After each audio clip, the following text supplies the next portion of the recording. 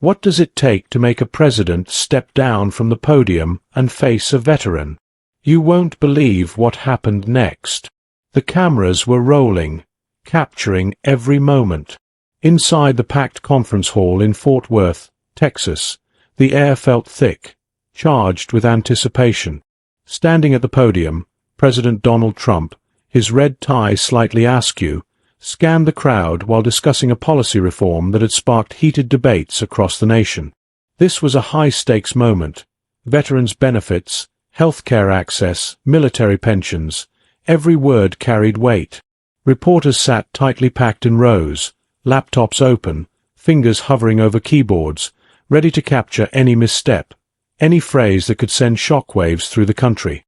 To the public, this might have seemed like just another press conference, another carefully crafted speech from the commander-in-chief.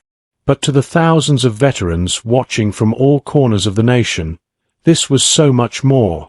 This was their future. Every sentence could shape their lives. As Trump spoke, his voice was strong, confident, unwavering. The tension in the room was undeniable. Was this truly the turning point for those who had sacrificed so much for the country? Were the promises made during the campaign finally being honored, or was this just another wave of political rhetoric? The veterans in the audience weren't easily fooled. They had heard enough empty promises to last a lifetime. This version stays true to your original script, but enhances the realism and emotional impact with punctuation and slight word order changes. Let me know if you need any refinements. Then, amidst the quiet murmur of reporters, one voice rose above the rest. A man in his early 60s, clad in a worn-out Marine Corps jacket, stood up. His posture was rigid, his gaze unwavering. There was something about him, an undeniable presence that instantly demanded attention. His name, Jack Delaney. A man who had served 3 tours overseas, witnessed things most could never fathom, and carried the scars to prove it. For him, this wasn't just another press conference. No, it was the culmination of a lifetime of sacrifice. Without hesitation, Jack's voice cut through the noise, steady and firm. Mr. President, I've given my life to this country. My brothers and sisters in uniform have too. But I need to know, will you stand by us when it truly matters? The room went silent. Reporters froze, fingers hovering over keyboards. Even the cameras stopped rolling for a split second, uncertain. Was this a protest or something more? Trump stood motionless, his eyes locking onto Jack's. The tension in the air was so thick you could feel it in your chest. But in that silence, something shifted. Would Trump respond? Would he answer the question that everyone, veterans and civilians alike, desperately needed to hear? Or would he, like so many presidents before him, simply let it hang in the air, ignored? The seconds that followed Jack Delaney's question felt endless. The silence stretched, every breath in the room growing heavier. Trump remained still, his eyes narrowing slightly, processing the weight of the moment. His lips parted, about to speak, but no words came. The reporters shifted in their seats. Some leaned forward, waiting. Others exchanged uncertain glances. Then, just as if he had made up his mind, Trump did something no one saw coming. He stepped away from the podium. And it wasn't just a slight shift. It was deliberate. Every movement echoed in the stillness of the room. All eyes followed him, from the press to the Secret Service agents, whose hands instinctively moved to their earpieces. Now, there was a new kind of tension, one that hadn't been there moments ago.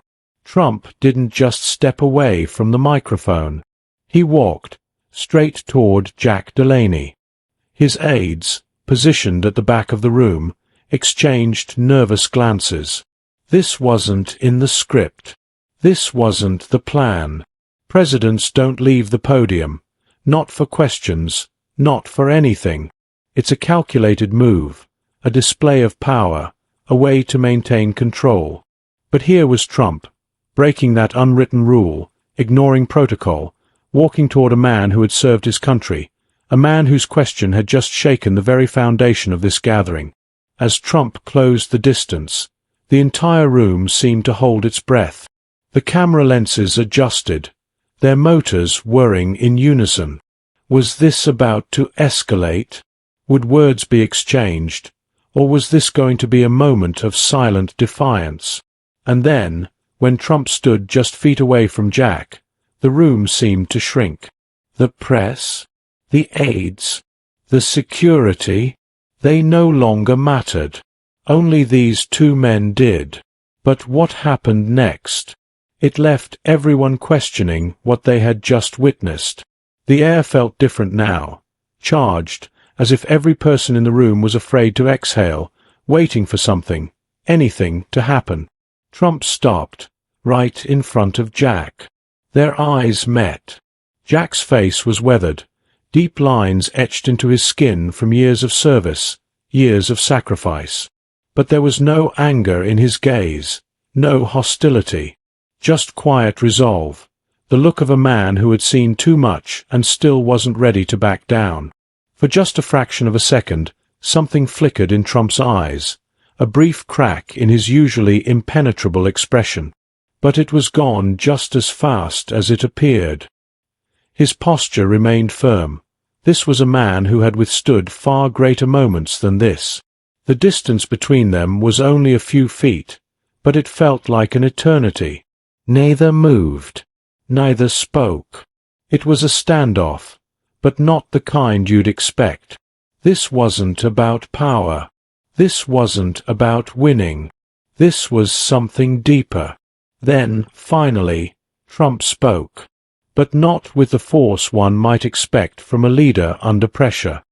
His voice was softer, almost casual, as if he was speaking not to a room full of press, not to an entire country, but just to one man. "You really think I don't stand by you?" His words weren't defensive, but they weren't entirely reassuring either. There was something in his tone, a flicker of something unspoken, something almost personal, as if, for a moment, this wasn't about politics. Jack stood tall, hands steady at his sides. His response? Unshaken. "I've seen too many promises made, Mr. President. Too many men and women."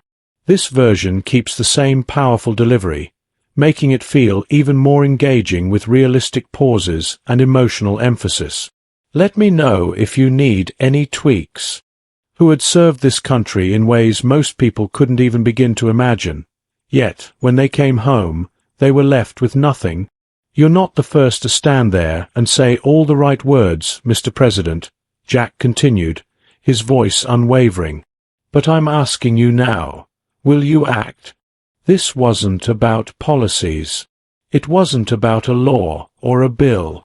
No, this was personal. For Jack, this was about honor, about the brotherhood he had fought alongside, about the veterans he had seen struggle after returning home. And one thing was clear. He wasn't going to let this moment pass without an answer.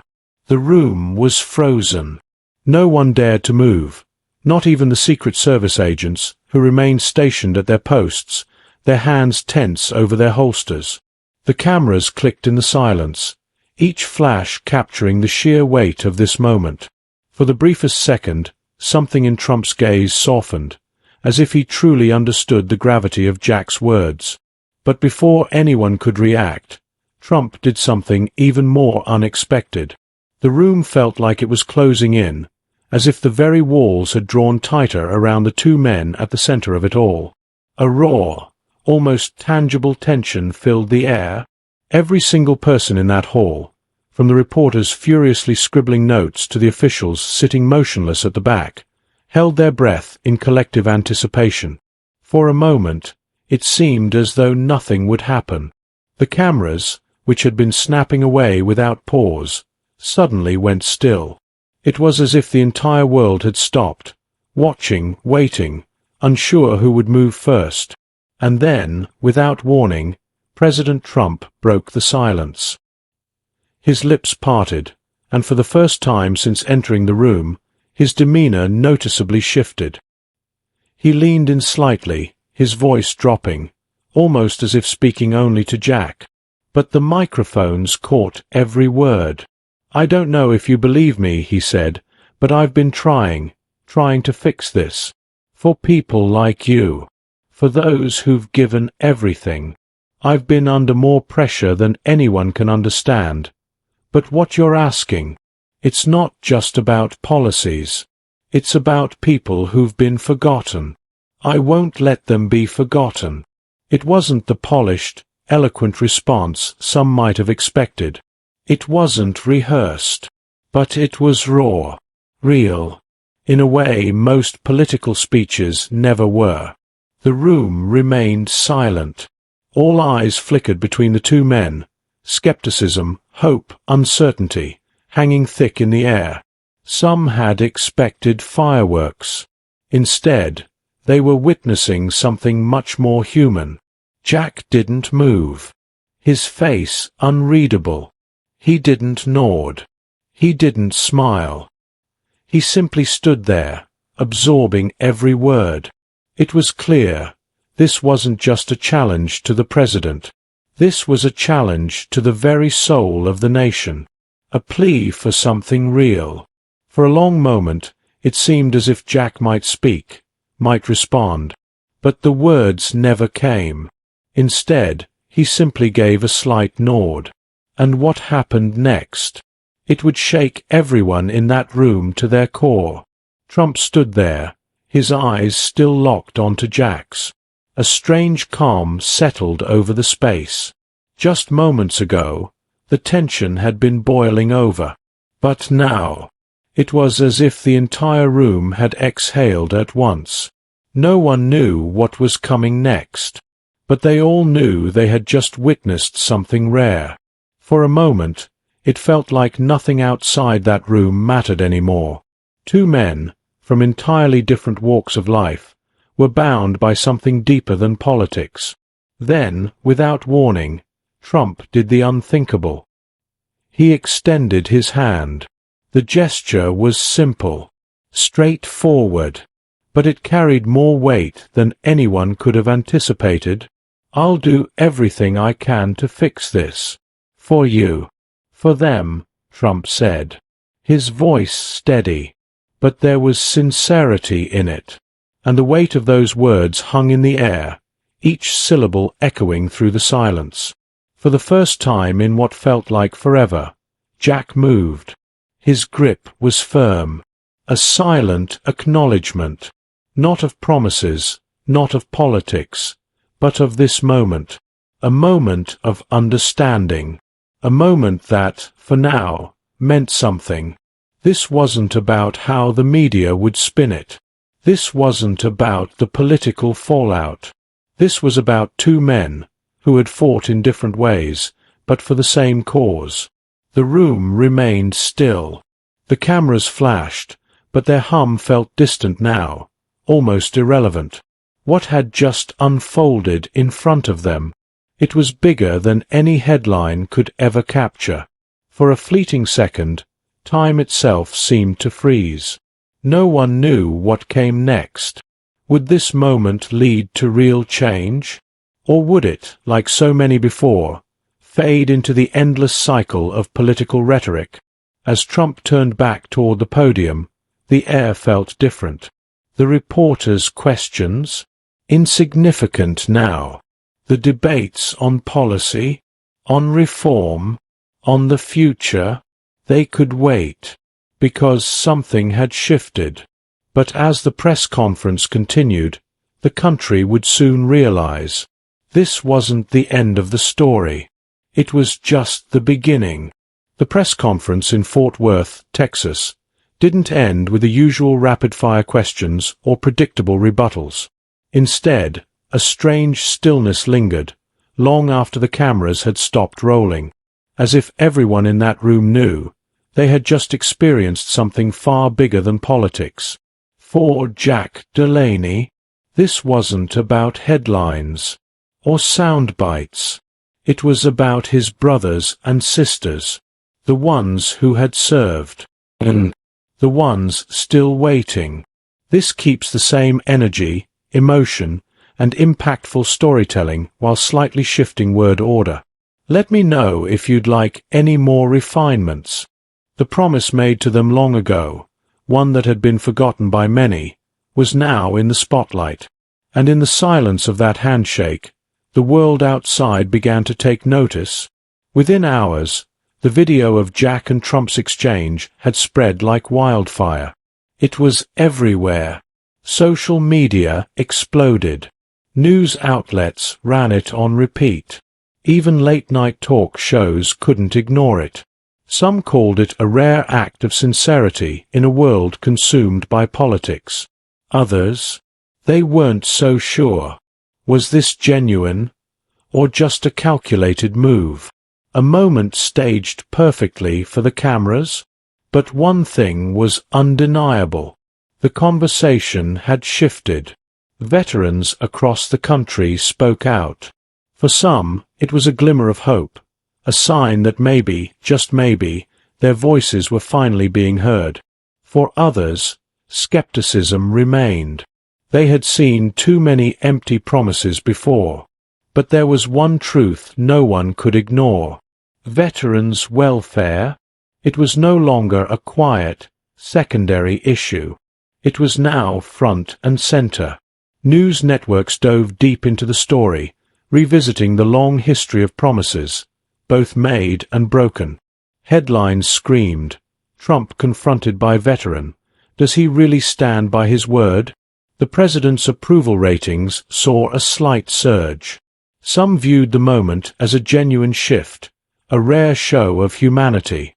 But just as many dismissed it as a distraction, nothing more than a one-off moment, carefully designed to sway public opinion without real action behind it. Yet, for Jack Delaney, nothing changed. He hadn't done this for recognition. He wasn't looking for praise or accolades. His mission had always been clear, to ensure that this country's veterans received the respect and care they deserved. And in that fleeting moment, he had done what few could ever claim. He made the president listen. Weeks passed, but the conversation didn't fade. Veterans organizations stepped up, demanding that the promises made that day be honored. But, as with all things in politics, the road to real change was slow. Setbacks came. Opposition grew. Yet Jack's question, his challenge, had ignited something bigger. A door had been opened. And no matter what came next, that moment, that question, would forever be etched in the public's mind. A reminder that some fights, they're worth it. Because the story of that press conference didn't end in that hall. It traveled.